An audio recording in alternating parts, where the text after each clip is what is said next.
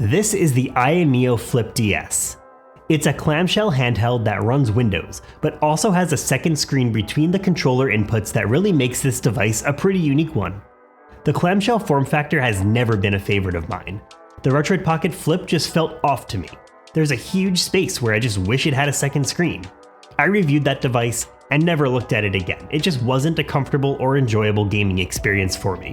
But now we've got the AYANEO Flip DS, an ultra-powerful and compact handheld gaming PC with a true second screen, and I may have actually unexpectedly found a new favorite handheld. Unboxing the AYANEO Flip DS, it comes with everything we need for the device. At the very top of the box, we've got a lot of instructions and quick start guides, which we can just throw aside. One layer deeper, we get a nice charging brick, a USB-C cable, and some international converters for the charging brick. Getting to the device itself, it is a chunky device. It's on the super hefty side too, weighing 660 grams. This is lighter than the MSI Claw, but it's heavier than both the Ally and the Steam Deck. Spec-wise, the Flip DS has a 7-inch IPS 1080p 120Hz touchscreen as its main display. The bottom screen is a 3.5-inch 960 by 640 screen. It's got Wi-Fi 6 and Bluetooth 5.2, and a 45 watt-hour battery. There are a few different versions of the Flip DS, and in classic AYANEO fashion, there's a lot of variation to choose from. And that's not considering that I'm only looking at the Flip DS. There's also the Flip KB, which has a keyboard instead of a second screen. But anyway, the Flip DS has the choice of two chipsets. There's the AMD Ryzen 7 7840U, which is the same chipset that we've seen in these devices for the last year or so. But there's also the AMD Ryzen 7 8840U. It's a newer chipset, but I'm not expecting it to have a massive increase in performance. The 7840U model with 16GB of RAM and 512GB of storage will retail for $939. The 8840U model with 16GB of RAM and 512GB of storage will retail for $979. From there, we've got both chipsets with 32GB of RAM and 2TB of storage, retailing for $1169 and $1209. The top tier model is both chipsets with 64GB of RAM and 2TB of storage, with the hefty price tags of $1439 and $1479. The Indiegogo pricing sees massive discounts from these prices, but no matter which way you look at it, these are expensive devices. I opted for the 16GB of RAM, 512GB of storage model with the 7840U chipset. Even though it's not much more to get the 8840U, I actually went with the 7840U because I figure by now it's got good driver support, so we know what kind of performance we can expect from the device. I also think I would prefer to test out the 8840U chipset on a more classic candy bar style handheld another time. When it comes to the controls, there's a lot of buttons on this thing. On the left of the device, we've got our analog stick, which is a super recessed, switch style, and hall sensing analog stick. We've got a super flat and super clicky D-pad. Below that is our start and select buttons.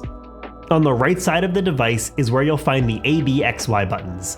The buttons are not as clicky as the D-pad, but they're somewhat clicky, and they're also just as flat. The analog stick on the right feels just the same as the left. Underneath that are two shortcut keys. The top one is a quick shortcut to the desktop, and the AYANEO button shows a quick overlay to change settings like TDP on the fly. In between the two sides of our controller is where you'll find that secondary screen. While it's on the smaller side, the colors are super vibrant and very bright. Above the second screen, we've got a volume up and volume down rocker, a meatball sub icon which acts as a dedicated Steam button, a window management key which controls the secondary display with some quick actions, a power button that doubles as a fingerprint sensor, and an optical sensor that can be used as a mouse pointer. At the top of the device, we've got our stack triggers, macro buttons on either side, two USB-C ports, a micro SD card slot, and an Oculink port.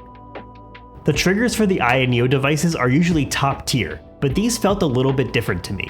The LB and RB are a little bit soft to press down on, and the same is true for the RT and LT triggers. They're hall sensing and they feel okay, but they just don't feel as smooth as other AYANEO devices.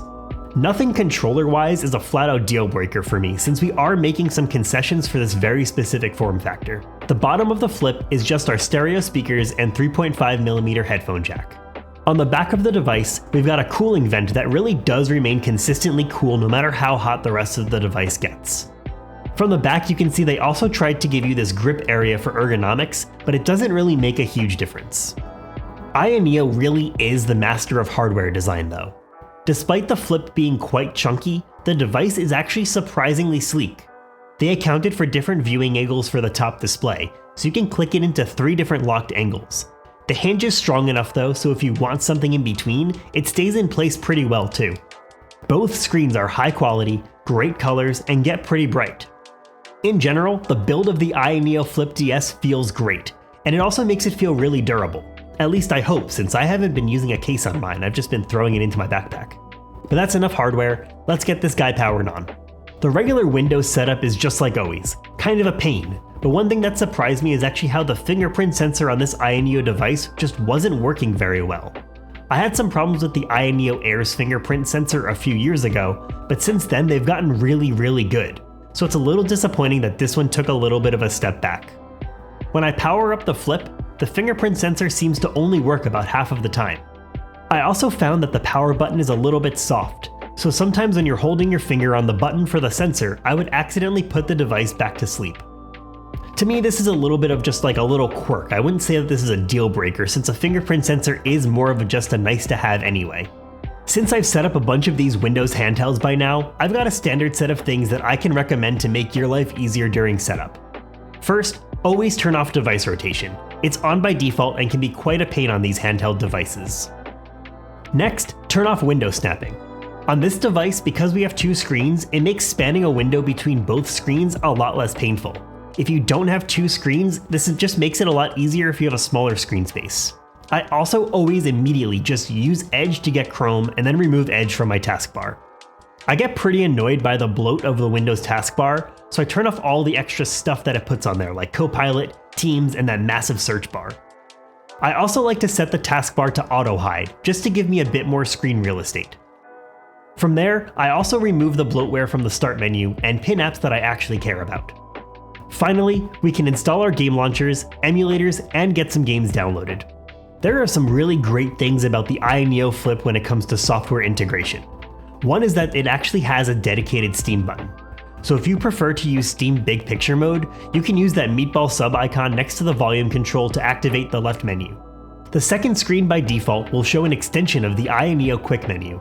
It has tabs for general monitoring, quick adjusting performance, a pretty large collection of shortcuts, a page dedicated to your own collection of application shortcuts, and an attempt to make the secondary screen sort of smart with what it displays.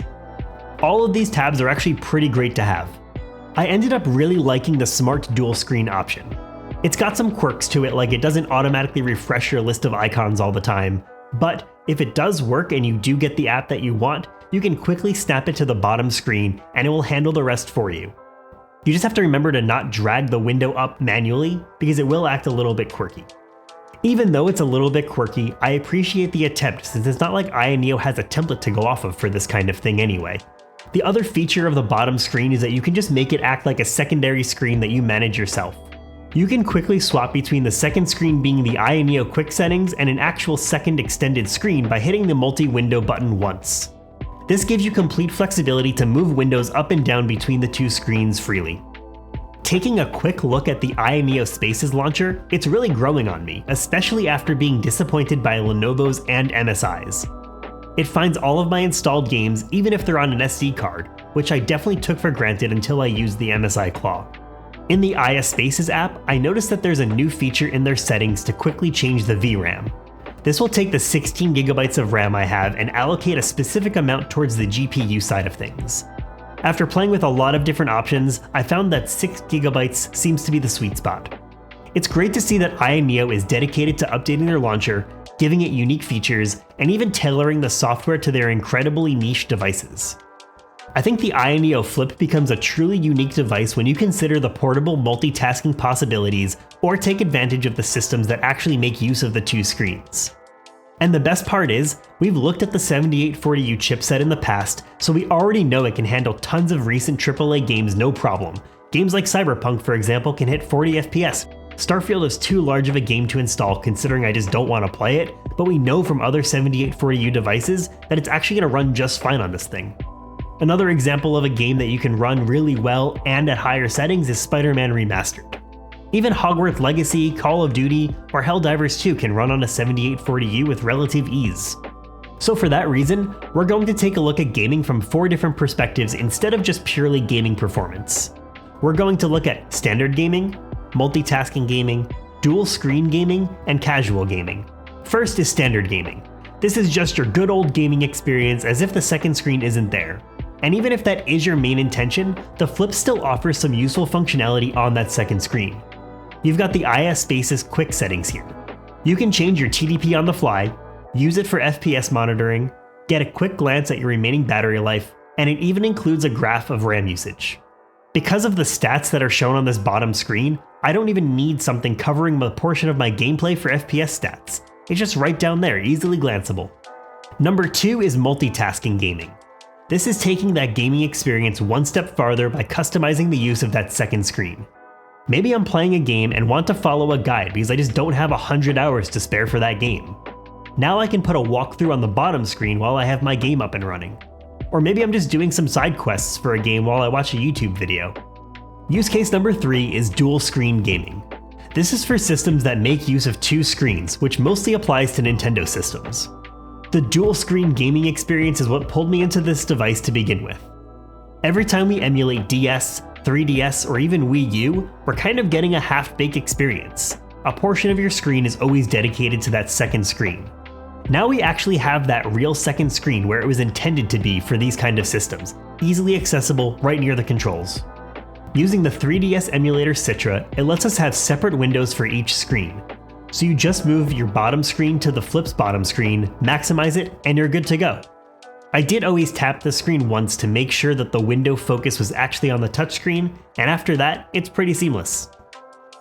DS is a little bit more finicky. I couldn't find an emulator that actually splits the screen into 2 windows, so you have to carefully extend the single window between both screens. Another reason to turn off window snapping. For Wii U emulation, Cemu has an option to show the gamepad screen, which you can just drag to the second screen and use. Wii U emulation is where I spend most of my time testing out this device. Not necessarily because of that tablet view, although I did try to stick to games that actually make use of the tablet, but because I got the Pretendo service up and running. Since the Wii U online server shut down last week, the only way to play Wii U games online is through an open source project called Pretendo. The Pretendo service is pretty easy to set up, and it's actually built right into Cemu to get quickly connected. So now I can be bad at Mario Maker 1 and 2 at the same time if I want. The last use case is casual gaming. You may be thinking, how is this different than just standard gaming? But this category to me is if you're actually more interested in content consumption, but still want a game for just something to do on the side. Maybe you're really invested in a Twitch stream, but still want to play some Pokemon. Or maybe you're watching a bad movie and decide you can try to finally beat Balatro at the same time. Moving those kinds of casual games to the second screen is actually a pretty decent experience. The second screen, while on the small side, has some pretty unique features. The resolution is 960 by 640, which happens to be exactly 4 times the resolution of a Game Boy Advance screen. It's bright and vibrant and can really make your games pop. I can't say I want to play too many games on here, but for casual gaming, why not? I started out uncertain, almost even biased towards not liking the AYANEO Flip DS. It's got a lot against it. It's insanely thick, it's not necessarily very ergonomic, the controls are not as good as other AYANEO devices, and it's very expensive. But something has me continuing to use the Flip. I actually ended up logging on to all of my accounts and setting up my password manager because I just want to keep doing more with the Flip. The multitasking nature of the device just made it a lot more fun to go back to. I don't love clamshells, but I found this device pretty easy to bring around without worrying about it getting knocked around in my bag. I surprised myself by getting lost in some casual games while watching YouTube or Twitch on the second screen. Sure, sometimes the software is funky, but we're doing something a bit quirky with this device anyway. I get that this is a hard sell considering it retails for $940, and if that was the price on the Indiegogo, I wouldn't even be reviewing it. It's an insanely high price that could net you a whole gaming desktop instead. But as an early backer, the price was more on par with the competition of other PC gaming handhelds on the market right now. Maybe I'm just trying to justify this insanely weird yet awesome device. But I'm pleasantly surprised with this form factor, and I hope that AYANEO keeps it in their lineup. It offers something unique to the market, and I'd love to see how this dual screen form factor can evolve over time. The 7840U is going to net us great gaming performance and great emulation, with a dual screen that makes either emulation or just multitasking gaming truly enjoyable.